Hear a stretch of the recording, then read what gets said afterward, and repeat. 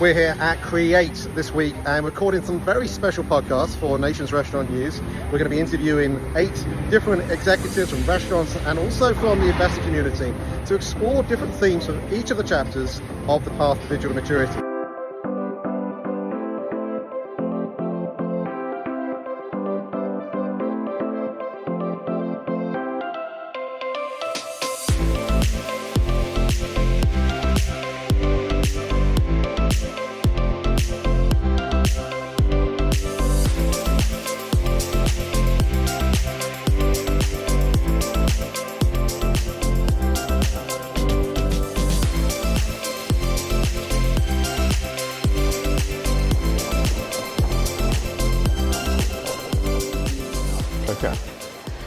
So, Mario Del Perro, thank you so much for joining us. We were doing Live at Create, and we're going to talk about digital restaurant and how you have become one.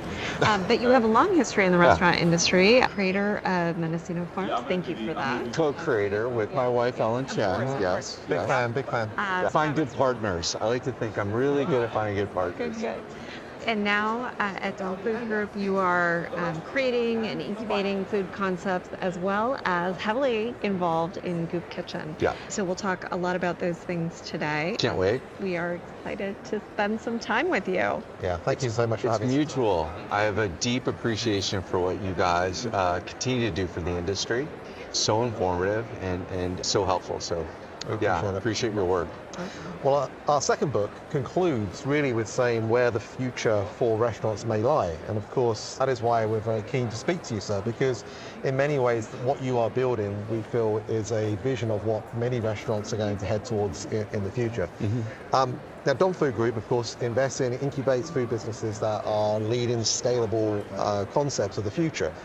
Take us through some of the telltale signs for you of a restaurant brand's future orientation. Yeah, so when I think of what we're looking for, I think there's 3 boxes that need to be checked.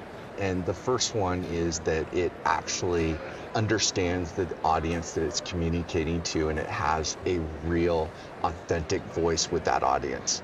The second is, this is old table stakes, but it better be filling a need that needs to be filled, right? And are they filling it more eloquently than others, right? And then the last thing that we're really looking for is, and again, this is table stakes of since the beginning of the first tavern in the first pub in medieval England, it better be craveable.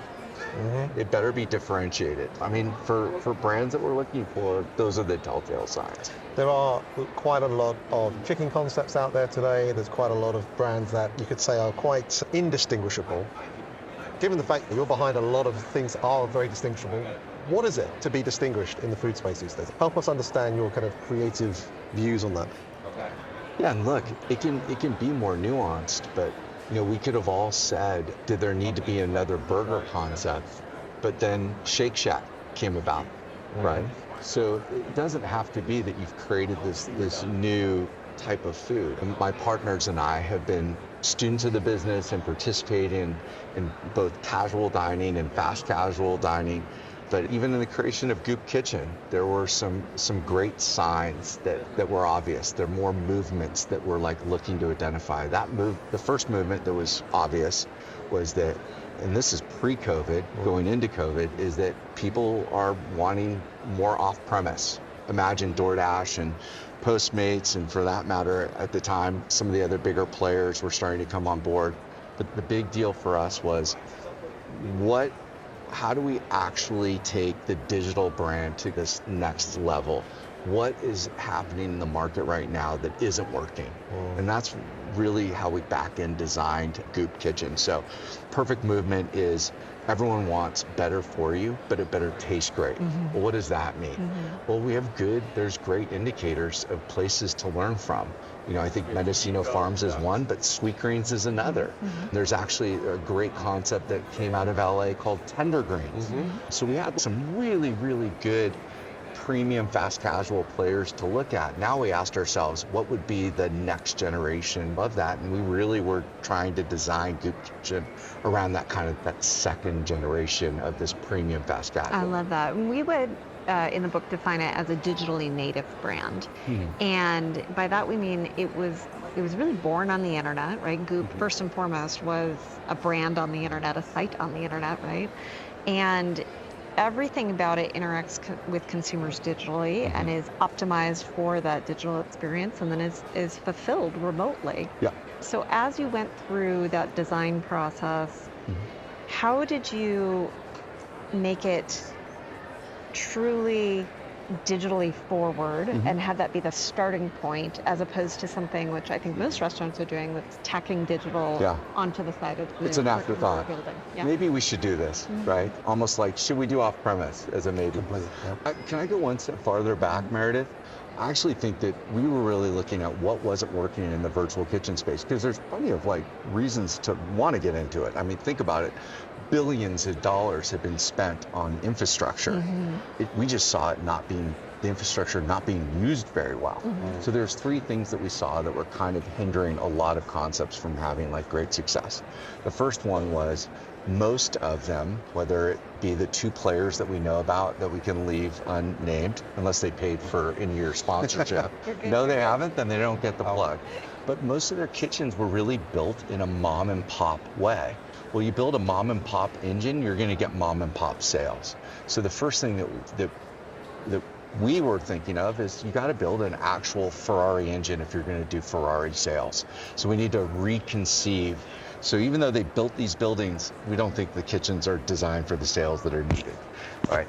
The second piece that was imperative was that if you can do the sales, then you can actually oversee it. You can put in the systems, you can put in the senior level management and really run it like a restaurant group. Most of these places were being run, in general, there's many of great brands out there, but in general, they were being run like almost like a food truck, right? With no senior level oversight, no mid-level oversight, not a lot of processes, none of those things. Then the last thing is that they were creating these digital brands and actually going out and hanging their digital shingle on the digital highway. And it's very expensive to have someone pull in. So expensive that then you stop doing the advertising, the marketing to find that.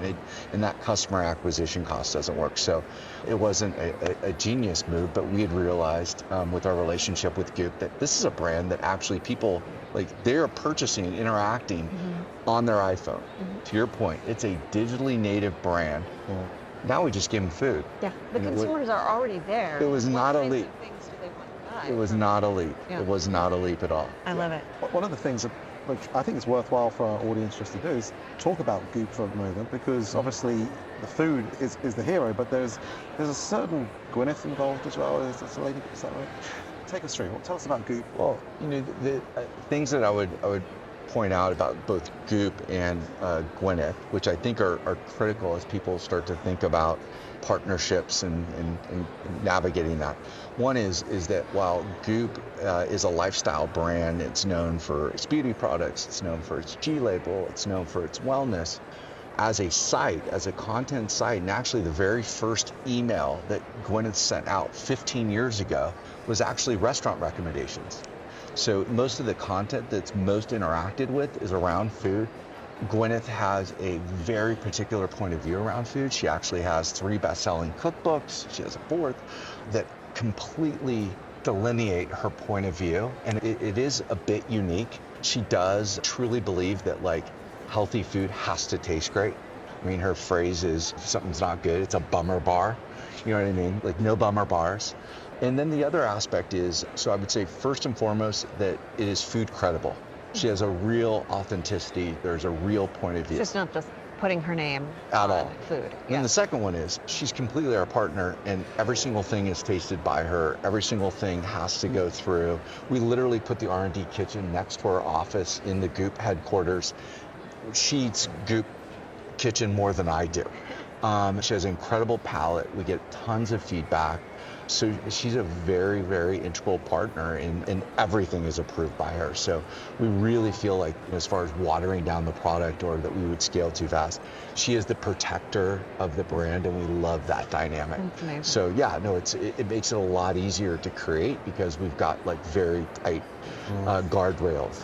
what I love about that is that you answered the question with the food first. The celebrity was second in that sense, right? In the sense that it was all about the food and the celebrity endorsed the food. And I think a lot of folks at times get nervous about celebrity endorsements because of the nature that sometimes that can go the wrong way, as we might know from other stories this year. But look, I think the important thing here is that the mission that you all own together about getting healthier food into more people, I think is a really important part. Yeah, no, it was critical. And I think that there's been some great brands, again, I reference the Mendocino Farms, the Sweet Greens of the world, that really have made better food and kind of democratized it, where it's not, it's maybe $1 or $2 more expensive, yet literally has taken a kind of a higher stance around supply chain.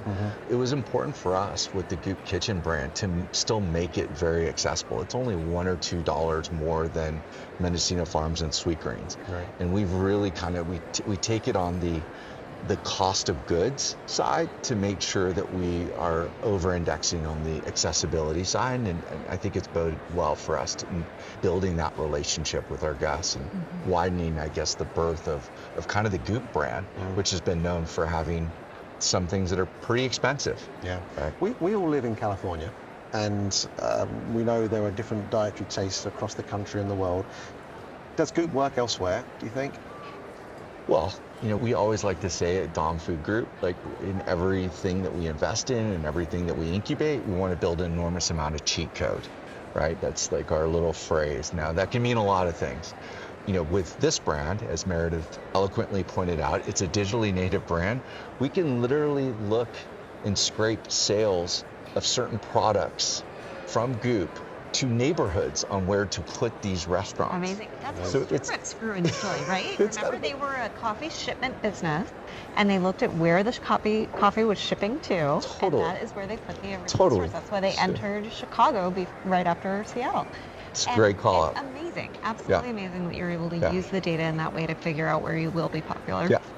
Incredible.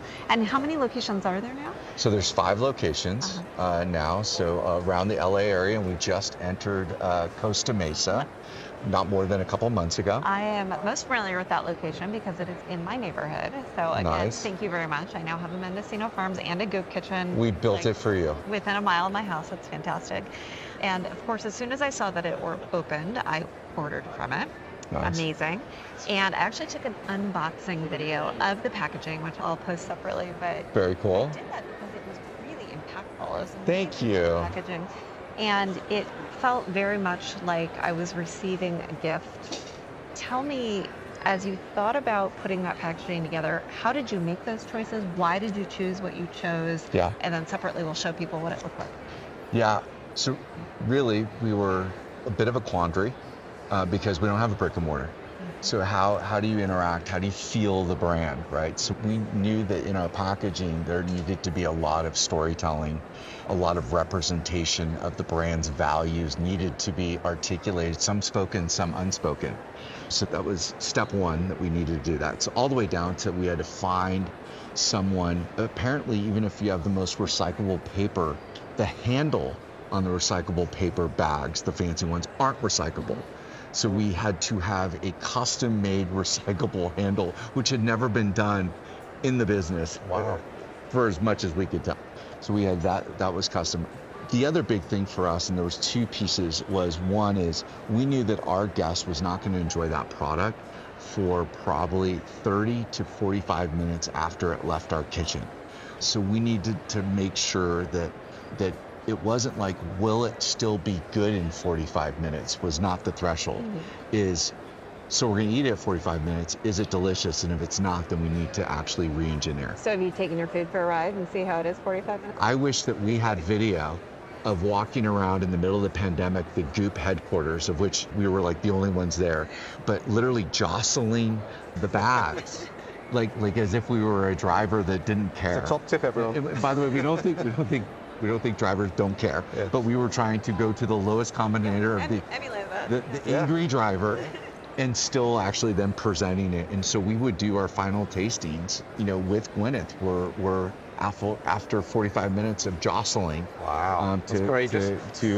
So that's why you saw innovations like while we do have full boxes for certain salads or certain bowls that we've almost done bento style, and that was to try to keep those things in place. And then the last one, and this comes from, we have some pretty deep roots, Dom Food Group, in grocery. So both as investors and Mendocino Farms actually had Whole Foods Market as one of its early investors, and we tried to do a ton of projects with them. We ended up building one of the first store-in-stores, but we had a ton of time developing salads for Whole Foods, none of which were successful. But you learn from your mistakes, right? And so in the design, what we were really hoping for, and we were really happy that it came to fruition, was that we thought that based on delivery, because people, I don't care like how wealthy you are, you want a good value. And how can you offset those costs for delivery? So what we were hoping for is that people would order for multiple of their occasions, so maybe for 3 meals, these salads, and could we get a 3-day shelf life? And we were setting this aside. So a lot of that packaging is so it can go back in your refrigerator and actually still be delicious the next day. And in fact, we have some of the largest cart sizes that DoorDash has ever seen in the restaurant space, because we actually have hopefully a Meredith ordering 3 salads, or maybe, I don't know, I'm gonna grab that for my kids' lunches. That's right. And we're getting very, very large cart sizes because we have a great shelf life on the product. We've talked about health. We've talked about sustainability with regards to the bags that you were just describing. Is that going to be something we're going to see more from restaurants going forwards, do you think? Or do we think health and sustainability is becoming more and more important? And you can answer that without the Dom hat on if you wish, because I'm just curious, because it feels like there's a huge opportunity in our industry to explore more of those things. And that could extend also to the way in which delivery works as well. Yeah. Look, I've already referenced the Whole Foods Market lift and what John Mackey and the vision and that team and what they executed, and even still being done somewhat post-Amazon acquisition. I mean, like, Walmart has an organic section now, right? Like it's amazing. But that's still, Whole Food Market, lift, right? It really kind of introduced, and there's a lot of pieces to that. Where if I was to really prognosticate where the world can possibly go, is that I think that we have a consumer base that is constantly wanting to be more and more educated, and that's exciting. And now with virtual kitchens, which is probably a whole nother podcast we can talk about, is the capability of doing food that is more niche, that really couldn't support a brick and mortar. You're not going to open a keto restaurant. You might open a gluten-free restaurant. Only in LA. So true. But Goop Kitchen is gluten-free. We're only telling you if you wanted to find that. You know what I mean? But you're able in the virtual kitchen space to actually do a more niche concept. Yeah. So as you have these themes that are big, that to Gwyneth's credit, she's been talking about them for 5-8 years. Things around gut health, things around inflammation, and the power of that food is really thy medicine, but again, it's got to taste great, right? Do I think that that's like a trend that's not going away? 100%. But again, I think where a lot of people miss it, it's got to taste great, right? You've got to be able to deliver someone. Have you had the brownie yet? Oh my God, we got to get you the brownie. So Chef Kim Floresca created a brownie with no refined sugar that you lose your mind for. Gluten-free, no refined sugar. Yeah, but it's wow, good. Right? It should be by the way, it should be a bummer bar. It should be called a bummer bar, but it's not. It's a delicious bar. She ended up spending weeks with our executive sous chef, Brett, creating the miso salmon dish. Now, miso salmon, if you've ever tried to do a miso cod, it is refined sugar on top of refined sugar on top of refined sugar, yet we have a miso salmon that has no refined sugar, right? So it's those pieces of the puzzle that hopefully that I don't think that we're necessarily the leader in at 5 units, but at least we're a data point for others to look at, as are some of these other great brands that are far bigger. But I think we're definitely a pace car, and we're on the precipice of kind of showing people that you can make money selling healthier food. Yeah, showing people what's possible. Yeah. And part of that is in the food innovation, like you're talking about with the brownie or the miso salmon, and showing that it can be done, but then, as you said, showing not only can it be done, can be excellent, consumers can want it, and you can make money doing it. And I think that then causes brands that already have a huge installed base to say, how do we start innovating? And eventually you end up with Walmart having an organic section, right? Right. Well said. Look, we spent almost a year and a half on our gluten-free dough for our gluten-free pizza. Year and a half. But our threshold wasn't, can we make a good tasting gluten-free pizza? Our threshold was, can we give it to a 6-year-old and they don't ask, Mommy, Daddy, why does this pizza taste different? So we held ourselves to just this higher threshold, right? That it wasn't like, oh, it's great tasting health food. It needs to be great tasting food, right? Let's finish up and talk about the future for Dom Food Group. What does that look like? What does success a year from now feel like?